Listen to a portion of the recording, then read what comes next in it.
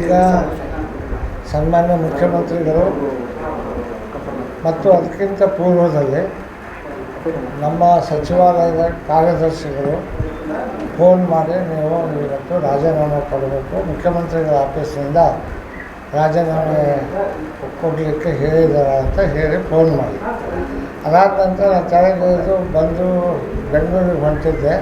ಈ ಸಂದರ್ಭದಲ್ಲಿ ಸನ್ಮಾನ್ಯ ಮುಖ್ಯಮಂತ್ರಿಗಳು ಫೋನ್ ಮಾಡಿ ನಿಮಗೆ ರಾಜೀನಾಮೆ ಕೊಡಿ ಸ್ಪೀಕರ್ ಹುದ್ದೆಗೆ, ಮತ್ತು ನಿಮಗೆ ನಾವು 4 ಗಂಟೆಗೆ ಪ್ರಮಾಣ ವಚನ ಸ್ವೀಕಾರ ಮಾಡಲಿಕ್ಕೆ ಬರಬೇಕು ಅಂತ ಆಹ್ವಾನ ಕೊಟ್ಟಿದ್ದಾರೆ.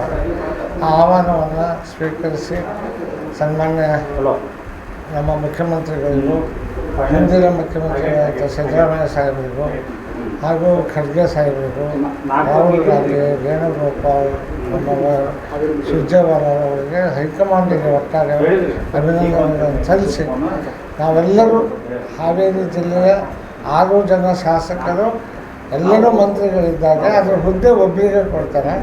ಆದ್ದರಿಂದ ನಾನು ಎಲ್ಲರೂ ವಿಶ್ವಾಸಕ್ಕೆ ತೆಗೆದುಕೊಂಡು ಅವರಿಗೆ ಕೆಲಸ ಮಾಡ್ತಕ್ಕಂಥ ವ್ಯವಸ್ಥೆಯನ್ನು ಮಾಡ್ತೀವಿ.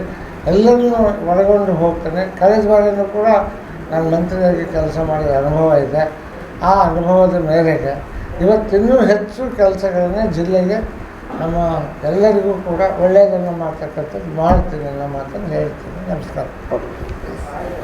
ನಮ್ಮ ಕಾರ್ಯಕ್ರಮಗಳನ್ನು ನೀವು ನೋಡ್ತಾ ಇದ್ರೆ ನಮ್ಮ ಚಾನೆಲ್ ಅನ್ನ ಸಬ್ಸ್ಕ್ರೈಬ್ ಮಾಡಿ, ಪಕ್ಕದ ಬೆಲ್ ಐಕನ್ ಒತ್ತಿ ನಮ್ಮನ್ನ ಬೆಂಬಲಿಸಿ. ಹಾಗೆ ನಮ್ಮ ಕಾರ್ಯಕ್ರಮಗಳನ್ನ ಲೈಕ್ ಮಾಡಿ, ಕಮೆಂಟ್ ಮಾಡಿ, ಅದನ್ನ ಬೇರೆಯವರಿಗೂ ವಾಟ್ಸ್ಆಪ್ ಮೂಲಕ ಶೇರ್ ಮಾಡಿ. ನೀವು ಹೀಗೆ ಮಾಡಿದಾಗ ನಮ್ಮ ಚಾನೆಲ್ ಇನ್ನಷ್ಟು ಮತ್ತಷ್ಟು ಜನರಿಗೆ ತಲುಪಲು ನೀವು ನಮ್ಮೊಂದಿಗೆ ಸಹಕರಿಸಿದ ಹಾಗಾಗುತ್ತೆ. ಇದು ನೀವು ಯಾವುದೇ ಖರ್ಚಿಲ್ಲದೆ ಕೆಲವೇ